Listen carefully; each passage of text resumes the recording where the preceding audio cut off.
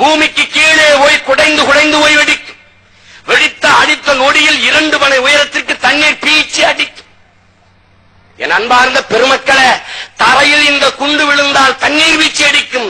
நம் உறவுகளின் தலையில் விழுந்தால் என்ன வீழ்ச்சி அடிக்கும் என்று ஒரு நாட்டுக்கும் இன்னொரு நாட்டுக்கும் இடையே சண்டை நடக்கும் போது பயன்படுத்தக்கூடிய இந்த கனரக ஆயுதத்தை பயன்படுத்துகிறத இலங்கை இனவெறி ராணுவம். இதை ஏன் அல்லா மாந்தனேய மிக்க இந்த சர்வதேச சமூகம் ஒரு சின்ன கண்டனத்து கூட எழுப்பவில்லை? ஏன் கண்டிக்கல? அமெரிக்க வல்லாதிக்கம் சதாம் ஹுசேன் மீது பொருள் கொடுத்ததை ஏன் தெரியுமா பெருமக்களே? ஒரு பேரழிவு ஆயுதம் வைத்திருக்கிறான். அவன் சண்டை எடுத்தவன் அடித்த பிறகுதான் தெரியுது அந்த பேரழிவு ஆயுதத்தை அமெரிக்கா தான் வைத்திருந்தது என்று. இன்றைக்கு என்ன நடக்கிறது?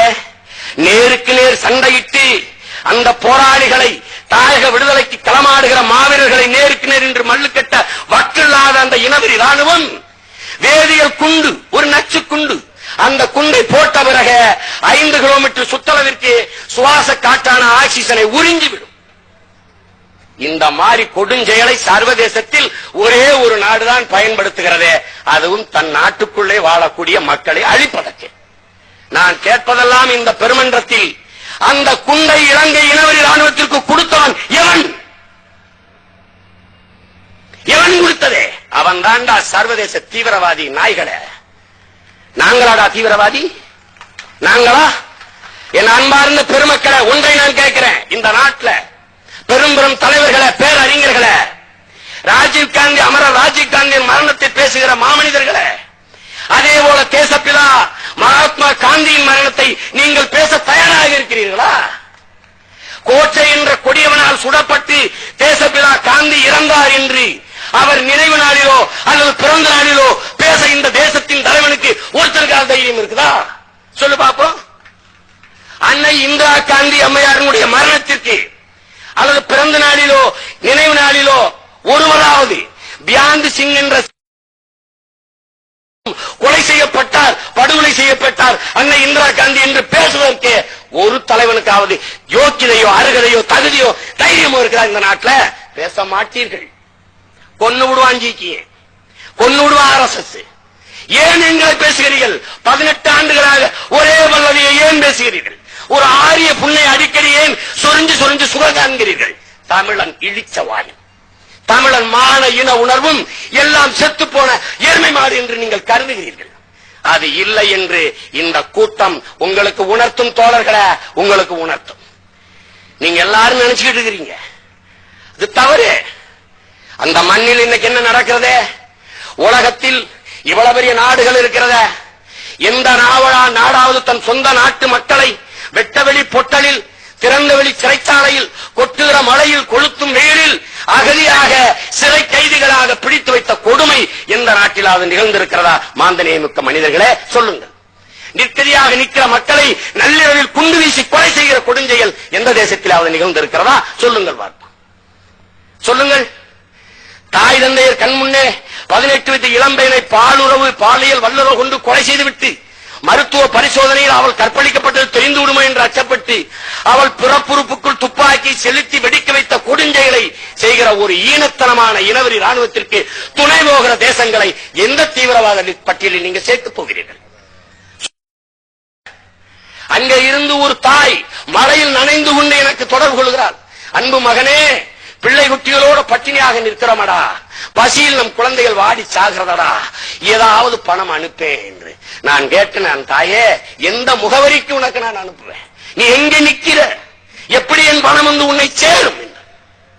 இந்த உளவுத்துறை பெருமக்கள் என் பேச்சுகளை எல்லாம் அன்றாடம் பதிவு பண்றீங்களே தொலைபேசியில, இந்த பேச்சை அப்படி பதிவு பண்ணி வெளியில போடுங்களே.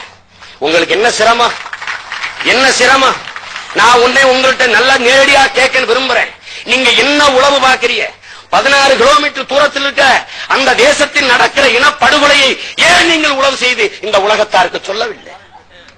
அப்ப நீங்க எங்கள் இனம் அழிவது உங்களுக்கு மகிழ்ச்சியாக இருக்கிறது, எங்கள் மரண ஓலம் உங்களுக்கு மகிழ்ச்சியாக இருக்கிறது, எங்கள் ஆத்தா அக்காவுடைய அழுகை குரல் உங்களுக்கு இனிப்பாக இருக்கிறது. அதுதானே? அதுதானே? இந்தியா இந்தியா இந்தியான்னு பேசுங்க. நான் சொல்றேன், எங்க அப்பா படம் 16 பேன்ல மாதிரி நான் தாண்டா இந்தியன் பேசிட்டு இருக்கேன். இனிமே நீ கோபாலகிருஷ்ணன் சொல்லு. எவன் சொல்றேன்? நான் தான் கோபாலகிருஷ்ணன் சொல்லிட்டு இருக்கேன். பாக்குறவெல்லாம் என்னை சப்பானி தாங்கிற மாதிரி நீ தான் இந்தியன் சொல்லிட்டு இருக்கிற. உன்னை ஒரு வயலும் சொல்ல மாட்டேங்கிற. ஏதாவது ஒரு ஊர்ல போய் இந்தியன் சொல்லு, பைத்தியக்கார ஆஸ்பத்திரி சேர்த்து விட்டு போவேன். எங்க இருக்கு இந்தியம்? எங்க இருக்குது? 1,20,000 கோடி தேசிய பாதுகாப்புக்கு நிதியாக ஒதுக்குற ஒரு தேசம்.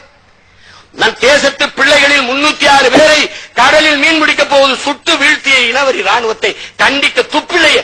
ஏன் ராணுவம் எதற்கு? எங்கள் கருமாதிக்கு பூ போடவா? எதுக்கு? என்னடா தேசம்? என்ன அருமை பெருமக்களே, என் அருமை பெருமக்களை ஒன்றை கவனிங்கள். செத்து விழுந்த மீனவன் இந்திய மீனவன் என்று கருதி இலங்கை இனவரி ராணுவத்தின் மீது போர் தொடுத்திருந்தால் அங்கே இந்திய தேசியம் வாழ்ந்திருக்கும். செத்து விழுந்த மீனவனின் இளவுக்கு கூட அழாது இருந்ததனால் அவன் இறந்த இடத்தில் தமிழ் தேசியம் பிறந்து விட்டது. இதுதான் உண்மை. நாங்களாவா கேட்கிறோம்? நீங்களா கொடுக்கிறீங்க. நீங்களா கொடுக்கிறீங்க. ஒன்றை நினைவு கூறுங்கள், நீண்ட நேரம் பேச வேண்டும். ஆனால் நேரம் குறைவாக இருக்கிறது. என் உணர்வுகளை உங்களோடு பகிர்ந்து கொண்டு பிரியலாம் என்று கருதுகிறேன். பெருமக்களே, நாடு தமிழீழ நாடு அடையவில்லை என்று எவன் சொன்னாலும் நீங்கள் நம்பாதீர்கள். நாடு அடைந்து பல ஆண்டுகள் ஆகிவிட்டது. நாடு அடையாமலா மருத்துவத்துறை, பொருளாதாரத்துறை, நிதித்துறை, நீதித்துறை, போக்குவரத்து துறை, காவல்துறை இருக்கிறதே? எல்லாம் இருக்கிறது, எல்லாம் இருக்கிறது. தமிழனுக்கென்று ஒரு மிகப்பெரிய நாடு உருவாகிவிட்டது. பெருமக்களே, கவலை கொள்ளாதீர்கள். நீங்கள் நாடு உருவாகிவிட்டது, அடைந்து பல ஆண்டுகளாகிவிட்டது. இருக்கிற பிரச்சனை எல்லை விரிவாக்கமும் சர்வதேச அங்கீகாரம் மட்டும்தான். எல்லை விரிவாக்கத்தை என் தலைவன் பிரபாகரன் பார்த்துக் கொள்வான். சர்வதேச அங்கீகாரத்தை உலகெங்கும் பரவி இருக்கிற பெருமக்களே, என் தாய் தமிழ் உறவுகளே, வீர தமிழ் மறவர்களே, நீங்கள் வாருங்கள். போர் அங்கே நடக்கும். போராட்டமும் புரட்சியும் அரசியலும் நாம் தான் செய்ய வேண்டும். உலகெங்கும் பரவி இருந்த யூதன் எப்படி போராடி போராடி தன் இன விடுதலைக்கு போராடி வென்றெடுத்தானோ அப்படி உலகெங்கும் பரவி இருக்கிற உறவுகளை நாம் தான் போராடி அந்த பூமியை வென்றெடுக்க வேண்டும். அது எப்படிப்பட்ட நாடு? தந்தை பெரியாரும் பேரறிஞர் அண்ணாவும் பெரும்பெரும் தலைவர்களும் கனவு கண்ட நாடு. ஆணுக்கு பெண் 50 விழுக்காட்டு 50 விழுக்காடு இடப்பகிர்வு. ஆணுக்கு பெண் சரியாக இலக்கியம் படைப்பார். ஆணுக்கு பெண் சரியாக களமாடுவார். எங்கும் தமிழ், எதிலும் தமிழ், ஆட்சி தமிழ், பேச்சு தமிழ். எல்லாம் அடைந்தாகிவிட்டது உறவுகளை, எல்லாம் அடைந்தாகிவிட்டது. அந்த அற்புத பூமியை கட்டி எழுப்ப தமிழர்களுக்கென்று தேசிய இனத்திற்கென்று ஒரு தேசத்தை உருவாக்க ஒன்று திரளுங்கள் உணர்வுகளை. ஒன்றை மட்டும் நீங்கள் கனவில் கொள்ளுங்கள். ஒன்றை மட்டும் நீங்கள் ஆள் மனதில் நினைவில் கொள்ளுங்கள். தமிழன் தன் இன வரலாற்றில சிங்களனிடம் அடிபட்டு செத்தான் என்று வர வேண்டுமா? சிங்களனை வென்று நாடு அடைந்தான் என்று வர வேண்டுமா என்பதை நீங்கள் தான் முடிவு செய்ய வேண்டும்.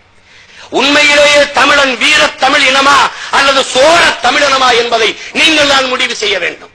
அன்பார்ந்த பெருமக்களே, புரட்சி எப்போதும் வெல்லும். அதை நாளை மலரும் தமிழீழம் சொல்லும். நன்றி, வணக்கம்.